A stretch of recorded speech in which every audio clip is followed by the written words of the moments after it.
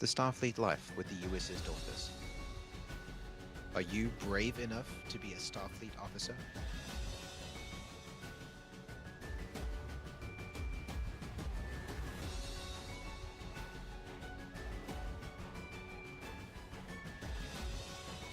Do you have what it takes?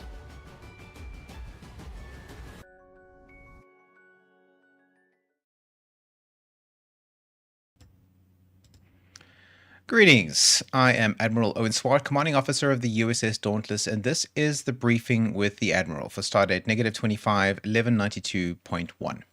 I am the Admiral in question, and today we're going to be talking about the Dauntless Physical Fitness Test. But before we get to that, let's dispense with the regular stuff, which is to say that we record these sessions every Tuesday, or most Tuesdays, at 12:30 p.m. South African Standard Time here in Dauntless Discord in the screening room channel. So if you are an active duty member of the Dauntless crew, you're welcome to join us live for these sessions. You're welcome to participate in the chat. Or we also try our best to stream to YouTube. It looks like it might be working right now. So if you'd like to throw a comment or two in YouTube and you're not a Dauntless member, at least not an active duty member of the Dauntless crew, you're welcome to join us in YouTube as well. Alternatively, if this time slot is not convenient for you, and why would it be, because it's the middle of the day on a Tuesday, then you're welcome to watch back the videos after the fact on YouTube, and it will also be uploaded to Facebook. And if you have anything you'd like to contribute to the conversation, please do so there in the comment sections of above or below. Or if you'd like to reach out to me directly, you can do that through just about any communications system known to man. All channels are open. Just send me a message. I will do my best to address your comment there and then, and I might even use it as inspiration for an upcoming video, which would be nice. So if you have any ideas, suggestions, or questions, please feel free to send them through. If you are in the live chat and you are wanting to make sure that I see your comment or question, please make sure that you mention me, you @tag me in your comments, so that when we get to the Q&A section at the end, I can scroll back and spot the ones that are directed at me, so that I can address them when we get to that part of the discussion. But next, who am I? Who are we? What are we doing here? I am the commanding officer of the USS Dauntless, NCC 74214, which is a future-focused advocacy and action group that is at its core a Star Trek fan club. It is a chapter of Starfleet, the International Star Trek Fan Association Incorporated, which is the world's largest fan-run organized Star Trek fandom group. And as a collective, the Starfleet in general and the Dauntless in particular, it is our mission to help to bring about the optimistic future as envisioned in or as envisioned by Gene Roddenberry and depicted in the Star Trek feature films and television series over the decades. This is a world in which most of the major problems that we face today, crime, poverty, disease, war, etc., have been all but completely eradicated. And we think that that sounds like a pretty cool way to live. So we do what we can in the here and now to help to move society towards that optimistic ideal, doing our best to help out here and there and wherever we can. And that is how we do what we do. We are the chapter that is based in Cape Town, South Africa, but we are principally an online organization. So we have members in towns, cities all over the place. We're not limited only to Cape Town, but that is our core of operations. But today we're going to be talking about our physical fitness test. Now, this is timely, topical, I suppose, because you might have heard the United States new Secretary of War, Pete Hegseth, talking about fitness standards for the U.S. Joint Forces last week. He made a big speech in front of all of those generals. You know the speech. If you're online at all, you've heard bits and pieces of it. So it's topical. We are not a military force. We are not part of the U.S. Joint Forces. We are not American.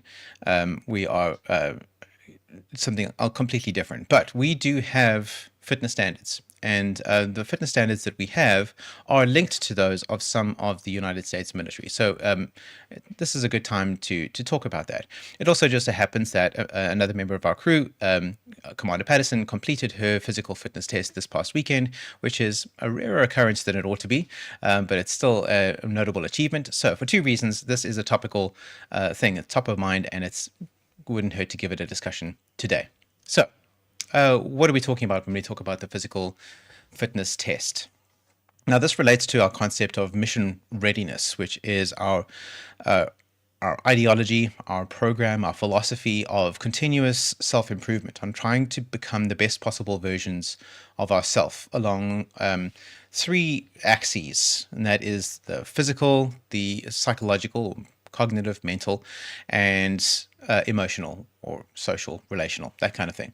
Those three sort of principal legs. The physical fitness test, as the name implies, relates principally to the first one, the physical leg, but really those legs are all connected to the same table, right? They're all three aspects of the same philosophy and the same thing, and they're not really distinct from one another. It's just helpful from a practical point of view to think of them as being distinct. So, the physical fitness test relates to the physical aspect of mission readiness. And here in the Dauntless, that physical readiness we feel is a foundation for everything else, right? Without physical readiness, you're going to struggle to maintain your mental and your emotional readiness, because it's the substrate on which your cognition and your emotions reside, right? The physicality, the physical human body is where all of that stuff happens. And the body breaks down, the rest of your functions, the rest of what you do, you just can't function at full capacity. Now, as I said, we are not a combat crew. We're not a military organization, even though we use some historical and traditional elements from present-day military. We have ranks, we have uniforms, which is kind of military style, but we are not a military. We have no military function whatsoever. Even our fictional counterpart, the fictional Starfleet, as depicted in Star Trek, is, although they do serve a military function, that's only their secondary or even tertiary function. Their primary existence is as an exploratory or scientific organization, and they happen to serve a military function in addition to that. But the real-world Starfleet has no military function whatsoever. We are not that kind of organization. But as I said, we do retain some traditions, some stylistic elements that carry over from that military tradition. And so because of that, we tend to think of things in a military way of looking at the world, I suppose you could put it that way. Even though we are not a combat crew, we are a mission crew. Our combat is not against other people. It's not against enemies. It's against the evils in the world that we would like to see suppressed and overcome. So we are a mission crew, not a combat crew. But the challenges that we face are unpredictable.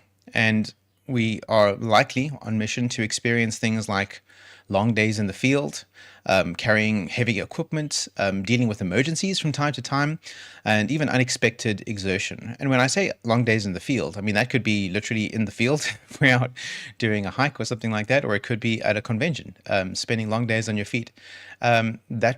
That all adds up, and that's all part of it, right? That's all part of your physical readiness, your physical capability to meet the mission requirements. Now, the most critical element when it comes to physical readiness, I would argue, is cardiovascular health. And that's why it forms a very important aspect, a very important component of our physical fitness test. And we'll go through the more details about the test itself as we go through today's presentation. Because cardiovascular health doesn't just determine your physical stamina, your ability to run or row or swim or climb or whatever.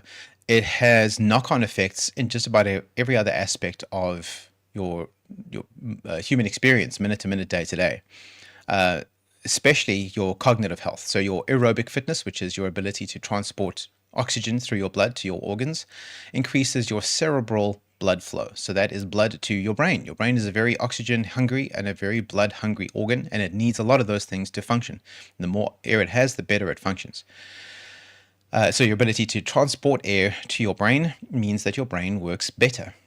So it supports your neuroplasticity, which means your ability to adapt cognitively to new situations, and it improves things like memory and even your ability to make rational decisions, all improved by cardiovascular health. It also helps you to regulate stress hormones, so that it helps you with your emotional stability, things like adrenaline and cortisol, those kinds of things. Although they're necessary and even beneficial to day-to-day living, they help you to deal with stressful situations. The key is being able to put those hormones away when you're done with them, right? When the stressful situation has passed, and you need to be able to reabsorb those back into your system again so that they're no longer floating around, causing you to have an agitated state, disrupting your sleep, impairing your ability to repair injury, that kind of thing. the fitter you are from a cardiovascular point of view, the easier it is for you to do that, right? So you can deploy those neurochemicals when you need them, and you can recall them when you're done. Nice and efficient. So you are able to more effectively regulate your emotions, especially your stress-related emotions, and that helps you to maintain emotional stability. Reduces things like anxiety, improves your mood resilience. So when negative or unexpected things happen to you, you're less likely to have a negative emotional reaction, or at least if you have one, it's more manageable. It's not extreme. You don't spiral into emotional spirals, and so it goes. And then a third important aspect of it is things like longevity and lifespan. So increasing lifespan, not health. Longevity and health span is what I meant to say. So what is health span? So longevity is how many years you live. Health span is how many of those years are quality years. These are years in which you're able to go about your business and do the things that you want to do. You're not confined to a wheelchair or a bed or that kind of thing. So your health span is impacted by your cardiovascular health. The healthier you are, the longer your health span is, the more usable years you have in your life. And of course, the more years you have of your life as well. So cardiovascular fitness is the single most powerful predictor of reduced chronic disease. So those are obviously things that would reduce your health span and extended healthy years of life. Yeah, so that's referring to your overall health span. So yeah, those are the three things that cardiovascular fitness are relevant for: cognitive health, emotional stability, longevity and health span, as well as just being able to, maintain physical activity over time. It improves your physical stamina. So cardiovascular health is an important aspect of the physical fitness test. And we'll get to how that slots in there in a moment. But first I want to talk about where we arrived at the test. Where did it come from? So as I mentioned, the United States Armed Forces have some physical fitness requirements. They're now busy rolling out more extensive physical requirements throughout all of the joint forces, but they've always had that as part of their practice, especially the ground forces units, so the Marine Corps and the Army. And what has been useful for us is looking at that military tradition for inspiration in setting up our own procedures and systems. And we found that the United States Marine Corps had a tool, their sort of minimum fitness standard, which they call the physical fitness test. So we were inspired by that, and we adapted the concepts of the Marine Corps physical fitness test for our own use. Now, there are a number of key differences, but also some similarities. So let's look at the USMC's physical fitness test. Now, first of all, what is it for? Why do they do this? So remember that the USMC, the United States Marine Corps, USMC, is it's a war-fighting organization, right? We're talking about warriors here. We're talking about soldiers, people who are in combat. Now, not every Marine is necessarily in a combat position, but every Marine needs to be ready in case they are put into a life-threatening situation. They need to be physically ready to cope with that situation. So in combat or in an emergency situation, fitness means survivability and lethality. A Marine who can't climb, sprint, or endure under fire puts lives at risk. So the Marine's test is designed to directly map combat tasks, putting yourself over obstacles, carrying heavy gear, moving long distances on foot, and so on. Now, there are two distinct Marine fitness tests, and we're going to be talking about the first one, but we'll talk about the second one as well. The first one is the physical fitness test, just a basic name, the PFT. Now, the PFT's purpose is to provide a baseline measure of general physical fitness. Now, this is a test that every Marine throughout the entire organization is required to complete. I believe it's once a year. And that is an element that we have duplicated in our physical fitness test. And it consists of 3 events, which will sound familiar if you're familiar with ours. And that is either pull-ups or push-ups. It used to be crunches. It's now a plank. So a plank is when you stand in push-up position and you have to hold that steady for a certain amount of time, and a 3-mile run. Now, the focus of this test is to test your physical strength, your core endurance, as in your physical core, and your cardiovascular capacity. Remember, we already mentioned why cardiovascular fitness is so critical to any kind of professional environment, but especially one where there is a physical element that is linked to actual survival, as it would be in a military organization. Now, the philosophy behind the test is, can this Marine meet the general physical demands of service? Can they be safely deployed to a forward operating base or even in the field, and will they be able to cope with those physical demands? Now, the way it's designed is that it's comparable across age groups and sexes, with scoring adjustments to compensate for various different physical aspects, and we'll show you what that means in a moment. So think of this from a Marine Corps point of view as your annual health checkup of fitness. If you are a Discovery Health member here in South Africa, Discovery Health is one of the larger medical insurance companies in this country, and they have a program called Vitality Health where they want to try and promote the members of the scheme to maintain a healthy lifestyle. They encourage you, I think it's once a year, to go for a fitness assessment where you go and meet with a professional called a biokineticist, and they will run you through some basic fitness measures to see how fit you are. And they will give you a score, which is always low, and tell you how fit you are. Now, that just going through that test is what they recommend, Discovery Health recommends, just so that you can assess your current physical condition. And the PFT is the Marine Corps equivalent of that. So every professional Marine is expected to go through this test once a year so that you can maintain your minimum required level of fitness. But beyond the PFT, for Marines who are going to be in combat situations, so these are ground soldiers, pilots, mechanized warfare operators, things like that, people who are likely to be out in the field where there are actual bullets flying, there's a second tier called the combat fitness test, which is a much more rigorous test. So here we're talking about field-orientated measure of combat readiness, not just general physical readiness. And the events here are, again, there's three. There is movement to contact, which is an 880-yard sprint, so that's 900-meter sprint, in boots and utility uniform. So you don't get to wear your comfortable workout gear. You have to wear proper combat gear, do a 900-meter sprint. That's almost a full kilometer. You have to do ammo can lifts, which is a heavy weight that is shaped like an ammunition can, and you have to lift it overhead for 30 pounds. What's that? That's about 10 kilos ammo cans for 2 minutes. So you have to continuously lift it over your head for 2 minutes, which is pretty demanding. And then the third one is maneuvering under fire, and this is an obstacle course style event. And I'm sure you've seen this in movies like G.I. Jane and Major Payne and things like that, with the obstacle course that they're required to complete. And it includes things like crawls, buddy carries, grenade throws, and agility tasks. Right? They're testing your ability to move through hostile terrain. Now, this is combat realistic tasks, so they're trying to simulate some combat style environments and also give physical load, so not just body weight. You often have to carry a pack and heavy gear and that kind of thing, and you're also being tested for your fatigue. So the philosophy behind this is that, can this Marine actually perform battlefield maneuvers? So they're not just baseline fit, but can they actually perform physically in dangerous situations, carrying gear with guns being fired at them and that kind of thing. And then the context is that it's being obviously tested in combat gear, not in comfortable PT gear. And you can think of this as a field drill of fitness, but it's assessed on your actual ability. It's a practical simulation of combat tasks, in other words, and you're being assessed on your ability to complete them. Now, both of these tests, they are scored on a complex point scoring system.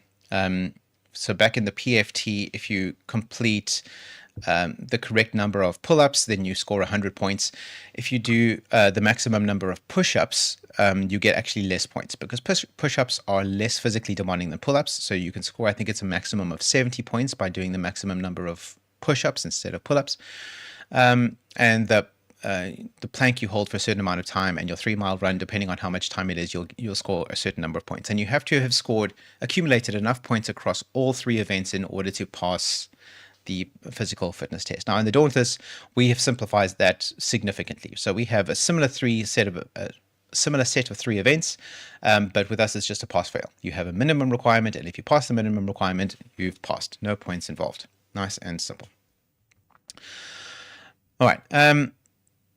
So this is the distinction between the Dauntless and the Marine Corps, right? So we've modeled our physical fitness test on the USMC physical fitness test, which is why we've preserved that name, because it describes what is very similar to being the same thing. And what we've done is we've used it to align it with a baseline measure of health and fitness, right? So we're not interested in combat simulation. That's far beyond our scope. That's not something that we need to do. If you, as a Dauntless crew member, would like to push yourself to combat-ready levels of fitness, that's great. Strongly encouraged. But because it's not necessary, it's not a requirement for us, we don't even have a test to assess that, at least not yet. Maybe in future we might feel like we want to extend and have a CFT equivalent in future. But as of now, that's just not necessary. So we have a PFT equivalent only. And because we're not a combat crew, we don't need to carry things like, so practice things like buddy carries or grenade throws or sprint crawls in boots. That might be amusingly challenging, but it's not necessary for what we do. What we do need is we need the assurance that that people maintain the core physical capabilities, so that's strength, stability, and cardiovascular health that underpin resilience in any challenge. And I don't mean physically, the kinds of challenges that you would think would be physically demanding. I mean, just being on a convention floor for an entire day, not getting to sit down, that's physically challenging. That can take a toll on your body if you're not ready for it. So having that baseline level of fitness is going to drastically improve your ability to handle even dauntless and sort of Star Trek fan club levels of activity. It's going to massively improve your ability to cope with that. But not just that kind of thing. We're talking about outreach. I mean, that is outreach, I suppose. We're talking about exploration, going for hikes and that kind of thing. Long days in the field, and even emergency responses. Because although we don't have to deal with emergencies very often, they do happen. And when they do, we need to be physically ready to meet that challenge. So the Dauntless purpose here is that we don't fight wars. Our context is health, exploration, and resilience. For us, the test ensures that we are free from preventable injury. So that's the thing that happens if you're not physically strong enough, is that you are vulnerable to injury. The stronger you get, the less injured you become. So free from preventable injury, we can endure for long or unexpected missions, and we can physically support one another in emergencies, right? Although emergency situations don't arise very often, if we're taking a hike up Table Mountain and there's only 3 of us, and I go down, I pass out, I fall off a cliff or something like that, I would really like to be able to rest in comfort knowing that the rest of my team are physically capable of carrying me out of that situation, right? Of doing what needs to be done to get me to safety. And I'm sure every other member of the crew would feel similarly comforted in that same knowledge, right? That matters, right? In any kind of team where there's a physical element to the activities, that comfort matters. So the philosophy differs here. In the Marine Corps, they're interested, or their concept of fitness is based around survivability and lethality. Here in the Dauntless, our concept of fitness is based around adaptability and resilience. So what are the events we're talking about? What are the events that are part of the Dauntless fitness test? Let me bring that up. Here we go. All right, so here is the Dauntless physical fitness test. Here's the description of it. And here are the events here. So the first event is push-ups or pull-ups. Again, this is based on the US Marine Corps standard. Success or failure is determined by how many pull-ups or push-ups you can complete in one sitting. There is no time limit. So you get down on your knees and you get into push-up position and you start pushing. And if you can do enough before you have to get back up again, then you've passed. Pull-ups or push-ups, your choice. In the Marine Corps, they prefer pull-ups because they feel like pulling up your body weight is a more useful application of being able to move your body weight. But they offer push-ups as an alternative, but with a lower score. We've simplified that. We just say you choose whichever one works for you. And here you can see that these are age graded. So at different ages, you have different requirements. So except for this one, for the ability to move your body weight, it's the same regardless of your age. You need to be able to do 3 pull-ups or 3 push-ups, so that you need to move your entire body weight or a significant portion of your body weight 3 times in one sitting. The next one is abdominal crunches. So that's not quite a full sit-up, although I suppose you could do a full sit-up if you wanted to. That is a crunch where you're flexing your abdominal muscles and you're pulling up your upper body into a crunch. And you need to do a certain number of those in a 2-minute time limit. So how many crunches you need to do in that limit is determined by your age. So if you're 18 to 26, then you need to do 50 in that time limit. If you're older than 46, then you need to do 40 in that time limit, or if you're in between, then it's 45, which is, it sounds like a lot, but it's really not that much. If you're doing 1 crunch per minute, it's 1 crunch per second, which is a pretty good pace, then you're nailing it in well shy of 2 minutes. So this is, these two are relatively easy. The tricky one is the 5-kilometer run. So successful failure is determined by how long it takes to complete the run. So you remember that the United States Marine Corps uses a 3-mile run. 3 miles is like 150 meters short of 5 kilometers. And because we are based in South Africa and not in America, we can use real units and not hamburgers per football field or whatever it is that they use over there. So like everybody else in the civilized world, we use 5 kilometers instead of however many miles. And that the 5K run is a nice number. We'll go into detail now about what it is. So let's look through these one by one. So let's look first at the pull-ups or push-ups. So these test your ability to control and move your own body weight. So it's the most basic expression of functional strength, as in physical strength, being able to move your own body weight. In practice, can you lift a heavy box? Can you help a colleague up if they've fallen over? Can you steady yourself when something goes wrong? So you trip, are you able to catch yourself? And why 3 reps? Because even a minimum of 3 shows you aren't starting from 0, right? You're not a complete marshmallow. You're able to actually lift your own body weight. If you're not able to lift your own body weight at least 3 times, then you've got quite a lot of work to do. It means you got one or at least one or two things to do, right? You either need to reduce your body weight, which is probably not a bad thing to do, or you need to increase your strength, probably both, right? So that's a good place to start. Next is the crunches, right? Abdominal crunches. So this isn't about getting six-pack abs. Being able to do 50 crunches in 2 minutes is not going to get you a six-pack. It's not going to get you there. You need to do a lot more work than that. It's more about core endurance. So it's about the ability to stabilize your spine, because your physical core, these are the muscles around your belly and your lower back. Those are the muscles that support your spine. Your spine, of course, is very important for doing any kind of physical activity. And your core is where the power comes from to stabilize that spine, especially under repetitive or sustained strain. So you're putting strain on your spine for significant periods of time. A couple of minutes is a good amount of time, or under repetitive motions like 50 crunches. Can your core handle that physically? So that's what we're testing there. The most common preventable injury in any workplace, and that includes ours, and that is lower back pain, right? You've experienced lower back pain. It is unfortunately a design flaw in the human body that lower back pain happens to just about everybody. But lower back pain is something that can be prevented a lot of the time and managed by building up your core strength, right? The stronger your abdominal muscles are, the less likely you are to incur lower back pain. And when it comes, the faster you heal, the faster you recover, and the more easily you're able to compensate for it. So even though you've got a sore back, you're still able to function because your core strength isn't compromised. So the crunches test protects against your lower back pain by demanding a baseline of trunk stability. Core stability also ties directly to posture, so standing up straight, to balance, and the ability to transfer force between your upper and lower body, right? So if you're lifting something heavy, like a heavy box, for example, you want to lift it up off the floor and start carrying it around.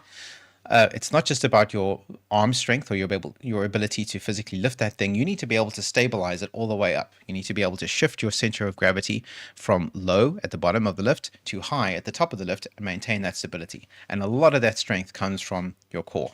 So that's all the stuff that we're checking with the crunches. And then the hard part, in my opinion, is the 5K run. So this is the jewel of the test. It's the most important part of it, and probably the most difficult for most of us. So cardiovascular endurance is the best predictor of your overall health, long-term functionality, and your resilience to stress, as we've already discussed. And 5 kilometers is a relatively long distance, right? It's long enough to tax your aerobic system. So if you're moving at a relatively high speed for 5Ks, you're really going to be putting your body under stress. So your ability to process oxygen in and out, oxygenate your muscles, oxygenate your brain, it's going to be putting all of that under stress for a significant amount of time. but it's short enough that it's achievable for all ages. If you're relatively physically capable, you can get to a 5K in those timeframes, right? It's manageable. Might be difficult, might be challenging. It took me years to get there, but it can be done. It's possible, right? And unlike pull-ups and crunches, running isn't just about a single muscle group, right? It recruits your entire system. So you're not putting excess strain on any particular muscle group, except arguably your calves.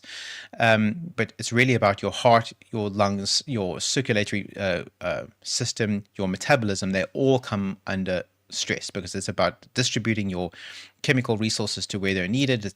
And by chemical resources, I mean your food, your energy sources, your oxygen, your blood. All of those things need to constantly be moving around your body the entire time for a sustained period of time at a higher level of stress than they would normally be if you're just sitting there. And that's what we're testing with the 5K run. And yeah, okay. So that is why we do those three. But then why the numbers? Why these numbers here? Why these minimum requirements, the ones that we've chosen? So let's look at the youngest age bracket, so 18 to 26. So these are the youngsters. We don't do physical fitness tests on cadets. We don't do very much at all with cadets, frankly, here in the Dauntless. Cadets are staff lead officers under the age of 18. We tend to prefer having an adults-only environment here on the Dauntless, although children are welcome to join if they want. That's not really how we focus our activities here. There are other chapters around staff lead that are more children focused, and that's cadet focused, pardon me, that are more cadet focused. That's not really us. We prefer to deal principally with adults. So we start our PFTs at 18. What about the pull-ups or the push-ups? So we ask for 3. So at the peak of your physical capability, 3 is a baseline floor. This is an absolute minimum, not a ceiling, right? At this age, that's 18 to 26, if you can't move your own body weight 3 times, you are not mission ready. You can barely get off the couch, right, if you can't do that. Again, pull-ups are more difficult than push-ups, but both are relatively challenging. 50 crunches. Young adults should be able to demonstrate a high level of trunk endurance just by fact of your age alone, right? Your muscles are brand new, you're fresh out of the box, you're squeaky clean, wet behind the ears. 50 crunches should be nothing for you. You should be able to do this without even breaking a sweat. Yes. And then the run, the 30 minutes limit, so that's maintaining a pace of 6 minutes per kilometer, is not a racing pace. Despite what you might think, 30 minutes is not a racing pace. This is a relatively slow jog that you're maintaining for 30 minutes. You can sustain your aerobic output for half an hour. And at this age, failure here reflects either poor health habits or lack of training. More than likely, lack of training. I've finally here in my 40s gotten to the point where I can do a 5K in under 30 minutes. I definitely could not have done that in my 20s. But the reason for that was that I had poor health habits and lack of training. If I had had better habits in my 20s and if I had been working at it, I would have been able to hit that 30 minutes like it was nothing. In fact, I would have been able to hit a sub 20 like it was nothing. And now 20 years later, I have to work twice as hard to get there. The next age bracket, so we're looking at 27 to 39. So now you're no longer a youngster. Your ears have dried out behind them, at least one would hope. And now things are starting to get a little bit more challenging. You're starting to get clicks in your knees. You're starting to get a sore back if your core is not properly strength maintained. And so here the numbers have changed a little bit. So you start off again with your 3 pull-ups or push-ups. Again, it doesn't matter what age you are. If you're not able to move your body weight 3 times, that's a problem, right? So you need to either change your body weight or change your strength, preferably both. So standard remains unchanged. We've decreased the number of crunches here to 45, which is a natural decline in your trunk endurance. That just happens at around this age. You're no longer on an upward trajectory physically. You're now starting to crest that hill and you're starting to head downwards in a physical trajectory. Your telomeres are getting longer. You're just getting older, right? It's natural. So we don't demand as much from people of that age. So 45 is a perfectly acceptable number, and you should be able to do that. That shouldn't be too challenging. And that was also reflected in the run time, right? So if you're this age bracket, 27 to 39, so you're in your 30s, you are now expected to do the 5K in 31 minutes. So your VO2 max, so that's your blood oxygenation, naturally begins to decline. That's just biology, at a rate of around 10% per decade after your mid-20s. And this extra minute of time that we've given you in the test reflects that biology without lowering standards unreasonably, right? We're not giving you an extra 10 minutes, we're only giving you an extra 1 minute, and that should be manageable. Next age bracket, 40 to 45. Again, the number of pull-ups or push-ups remains 3, because it's still you still need to be able to move your body weight, right? No matter what your age. But the crunches have also stayed the same, about 45. So it still maintains the expectations, right? We're recognizing that your trained older adults can still perform.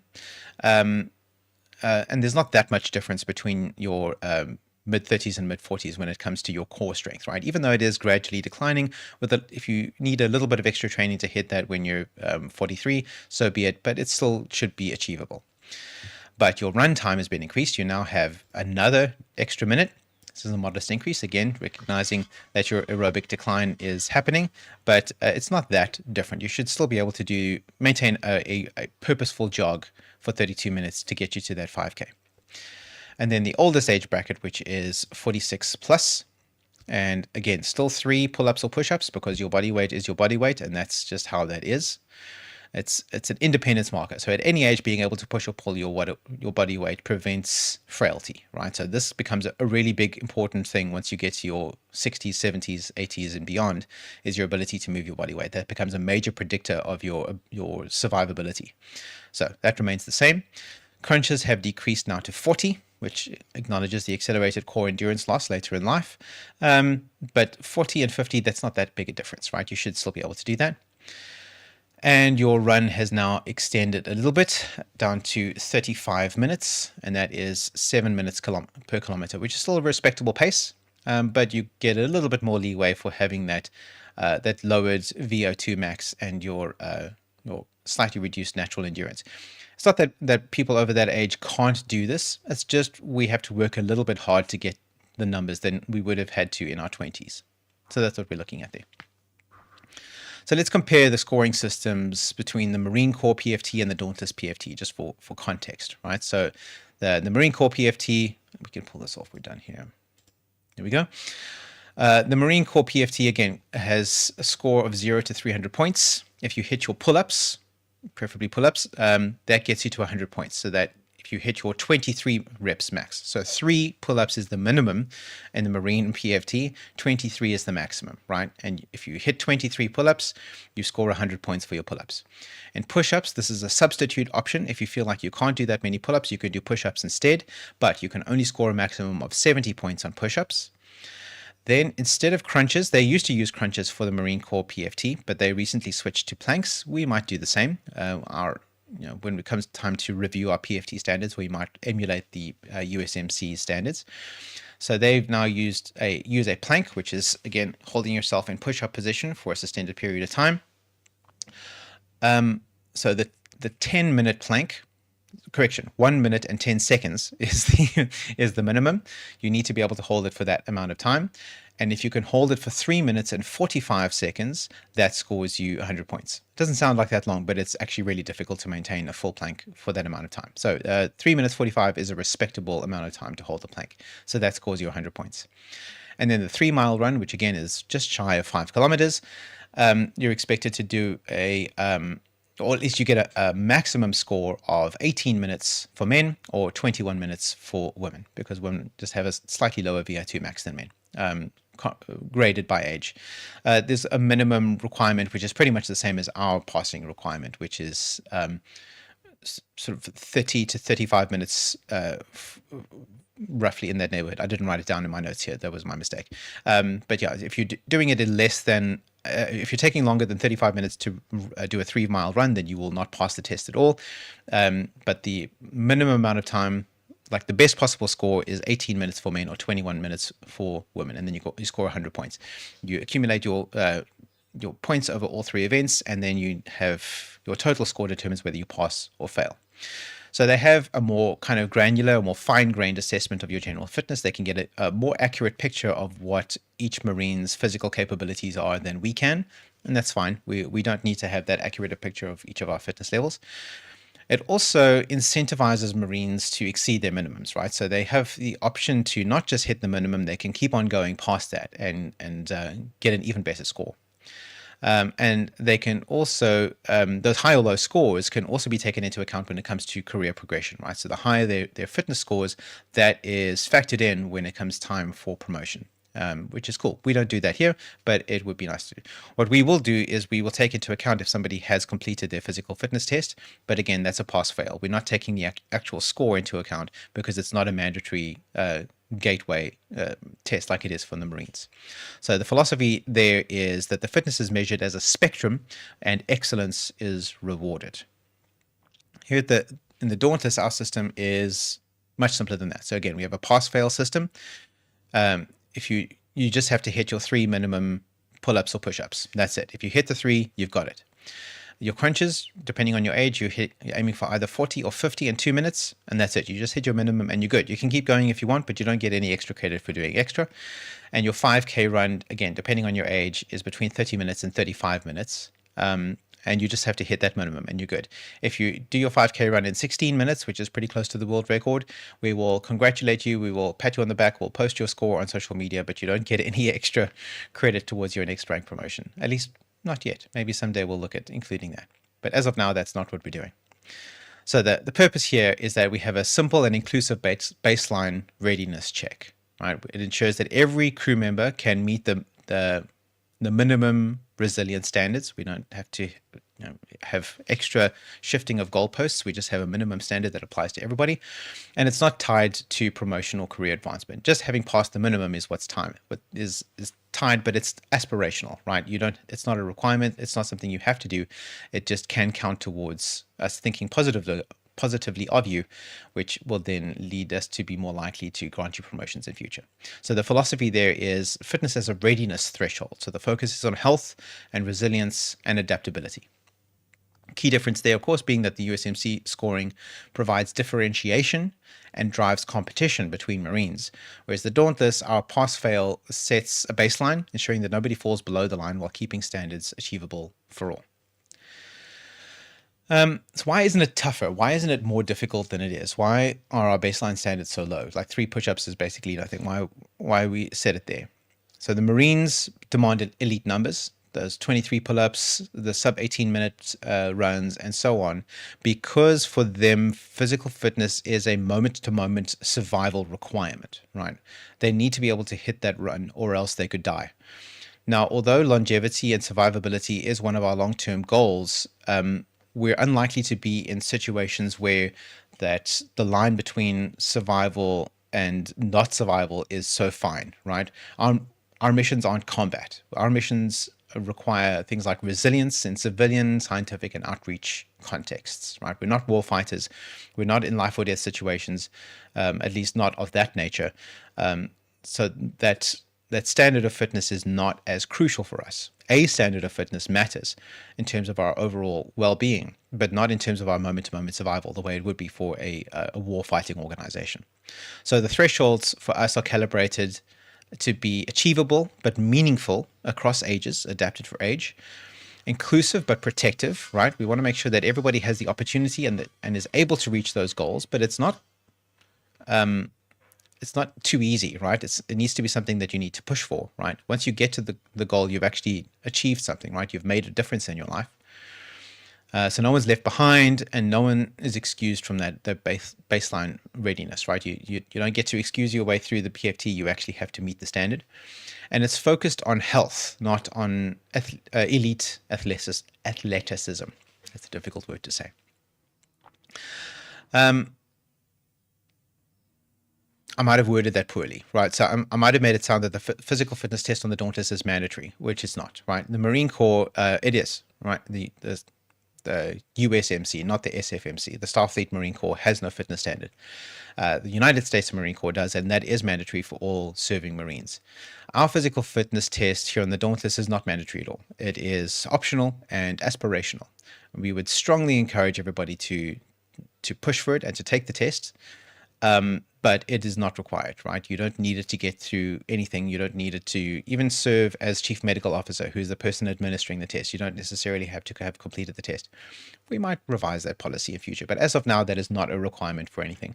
But it is really cool. And if you do it, we will high five you all the way, because we think that would be really, really cool for you to do that. It is inclusive, not exclusive. It's not a gateway to anything. It's just a good idea and worthwhile and worth doing for its own sake. So, Dauntless PFT is not about proving who is the fittest. It's about ensuring that we are ready for the unexpected. We've got the 3 pillars. We've got strength to handle the loads and prevent injury, handle physical loads. We've got core stability to stay functional under fatigue and protect the spine. And we've got cardiovascular health, which is the single most powerful predictor of performance, clarity, resilience, and longevity. Right? So it's the importance of it extends way beyond just this test. It's important for your life. Dauntless physical test is not mandatory. No one is required to take it, but it exists as a challenge, a way for any crew member to prove themselves and to the ship that they're ready for whatever comes. Passing the PFT isn't about exclusion, it's about recognition. It's a certificate that says I'm prepared and resilient and capable. And we strongly encourage everyone to attempt it because the benefits go far beyond the test itself. Training for it builds health, strength, confidence, and emotional stability, things that make life better both on duty and off. And frankly, it makes you look better in your uniform. Think of it as a badge of honor. It marks you out as someone who has invested in their mission readiness and proven it. And by investing in your mission readiness, you're investing in your contribution to the crew, to the Dauntless, to Starfleet, and to our mission. And that certificate comes with our thanks and gratitude for you having made that physical investment, not only in yourself, but in us as well. All right, let's see if we have any questions that require my attention. Going back to the beginning. All right, there we go. Captain von Kreenen. If you're unable to do the run part of the Dauntless fitness test due to previous injuries, what alternative is there? There is none.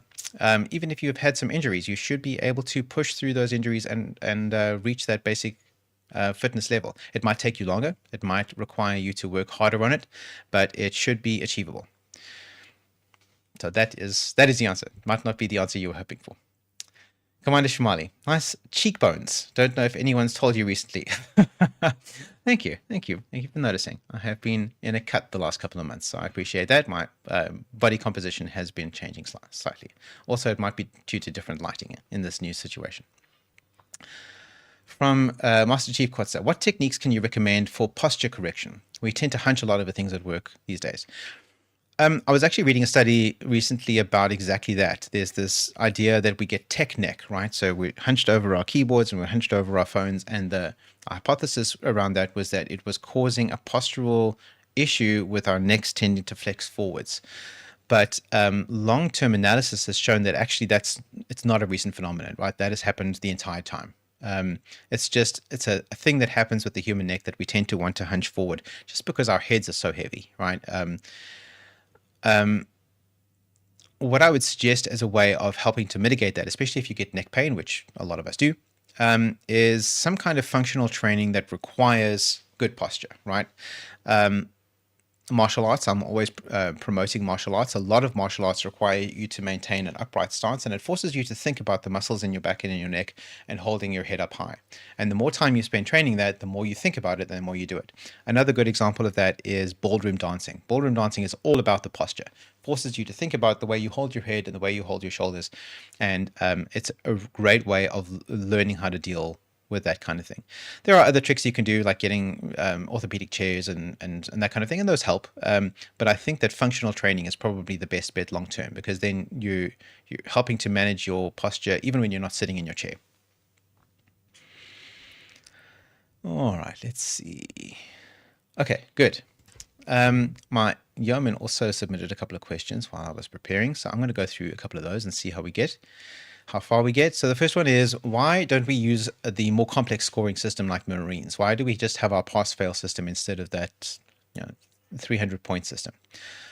So our mission or our objective here isn't just to rank people or decide promotions based on fitness, right? We don't take fitness into account or physical fitness into account when we're considering advancement opportunities. The Marines need that because physical fitness is an important aspect to what they do, right? As war fighters, they need to take physical capability into account. But that's not relevant to our situation. So the priority here is ensuring that every crew member meets the baseline level of readiness, so the sort of an accessible level that is applicable, equally applicable to everybody. And that's why we just use the simple pass-fail model. It's about health and resilience. It's not about competition. Competition is about who can compete the PFT, right? It's not about who does it better than everybody else. Next question. Why do we set the minimum pull-up requirement at 3 for all ages? So this is about being able to move your own body weight is a fundamental marker of physical capability when it comes to just overall strength and especially longevity, right? It's so strongly correlated with long life and long health span. If you can do it in 3 reps, you can probably do it in 5. But essentially what it is that if you have some kind of situation where you need to move your own body, right? Say you've fallen down a flight of stairs or you've gotten stuck somewhere or in the bath or whatever. If you're able to lift your own weight, then you're able to get yourself out of that situation. And if you can lift your weight, you can probably lift another person too. And that's the kind of strength that we're looking at here. So being able to do that for reps, 15, 20, whatever, sure, that indicates that you're stronger and you can do that more. But in real life situations that we encounter, at least as Starfleet officers, you're unlikely to have to do that more than once or twice in any given sitting. So 3 reps is probably sufficient regardless of the age. Why a 5K run instead of another test like swimming or cycling or rowing? So yeah, good. Okay. So running is universal. It's one of the things that humans are best adapted to do. So we often think of cheetahs as being the best runners in the animal kingdom. And when it comes to sprint speed, that is true. Cheetahs can sprint faster than any other animal. But there is one species in the animal kingdom that is the best adapted for endurance running. So that is running at a relatively high speed, not a full out sprint, but at a sort of comfortable pace for very long time, many, many hours consecutively. There are a few species that are adapted for this mode of running, dogs, horses, camels, but the species that is best adapted for that is humans. We are superbly adapted for endurance running. We kind of forget about that with our modern sedentary lifestyle. We tend not to train ourselves very well for it. But running in that way, endurance running is a not uniquely human, but a specifically human form of activity. So it is so core to our identity as our species that doing anything other than running is kind of absurd. But there are other reasons too. So for one thing, everybody can do it, right? Unless you have some kind of degenerative illness or you're struggling under an injury that needs to be healed or something like that, just about anybody can run. And you don't need special equipment, right? Good pair of shoes is probably a good idea, but frankly, you can even do it barefoot, right? It's easy to standardize. A 5K distance is long enough to meaningfully test your aerobic health because you're under stress for a prolonged period of time, but it's also short enough to be achievable with training, right? You're not spending hours and hours running a 5K. You can do it in under an hour, and there are accessible public free systems to help you train, like Parkrun, right? That's what Parkrun is. It's a free timed 5K run every week. You can just show up and do it. We still have Beta Team that runs a weekly 5K away mission. But Parkrun is ubiquitous in most of the countries where we have away teams. So if you want to do your timed 5K, you can join up with Parkrun. They will even time you and send you your time for you if you don't have a per scan that can track your time for you. And then it's also trivially easy to look online for resources. You can talk to ChatGPT or whatever to give you tips and guides on how to improve your running speed. It's about improving your posture. It's about doing interval training. It's about various other training techniques that you can employ to improve your 5K speed to get to that standard, which is really quite attainable, right? Considering that I grew up, personal story time. I am asthmatic. I was diagnosed with asthma when I was 4 or 5, and I was told by the doctors when I was that age that I should avoid running And I believed them because the doctors told me to do that. And I just had this very scary thing that happened to me where I wasn't able to breathe. And they basically told me that if I ran, I would have another asthma attack and I could die. And I had every reason to believe that that was true. It was only about 10 years ago that I learned that that was not necessarily true. That I could, despite being asthmatic, I could train myself in cardio fitness through running to manage my asthma by running itself, right? So the very thing that could trigger an asthma attack, if I approached my training carefully enough, I could use that same thing to manage my asthma symptoms. And that's exactly what I did. So I went from zero running for 35, close to 40 years to starting to run from scratch. And in under a decade, I've gotten to well within that minimum standard and significantly surpassed it, right? So if I can do it, you can. Especially if you're in your 20s and you're just starting out, you can get to that standard from wherever you are in about 5 minutes because your muscles are so desperate to train. Once you get to my age, it gets a lot more difficult. Right, so running 5K, manageable, universal, accessible, easy, and it's really the kind of movement that our bodies are evolved to do. So running is great. Next question. Why do older crew get more time on the run and fewer crunches, but the pull-up requirement stays the same? Okay, so I talked about the strength requirement, the ability to be able to move your body is universal regardless of what age you are. Now, it might get more difficult the older you are to retain the muscle strength necessary to be able to move your body weight, but that doesn't make it any less crucial, right? If you can lift your body weight for 3 reps, whether you're 80 or whether you're 18, it's just as important and just as indicative of your ability to survive a negative outcome. Even though it might be a lot more difficult to maintain that level of strength when you're 80, it's still as crucial. So we keep that standard the same. Whereas with running and the crunches, your cardiovascular, VO2, and core stability will deteriorate naturally with age. And we've normalized that based on age just to accommodate that natural degradation. The degradation is relatively subtle and it can be overcome with training. So if you're older than that, if you're 55 and you feel like training to the PFT standards of equivalent for a 20-year-old, you can do that. And it wouldn't take you that much more to do that, but it would cost you a little bit more energy to do that. So we age grade that calibration accordingly, just to accommodate the natural degradation in human bodies, except for the body strength. Is that the body weight lifting, which is crucial regardless of how old you are.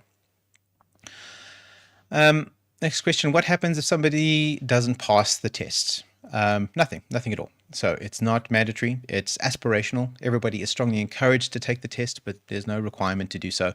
If you can't do it, you can't do it. That's fine. But we hope that you will try.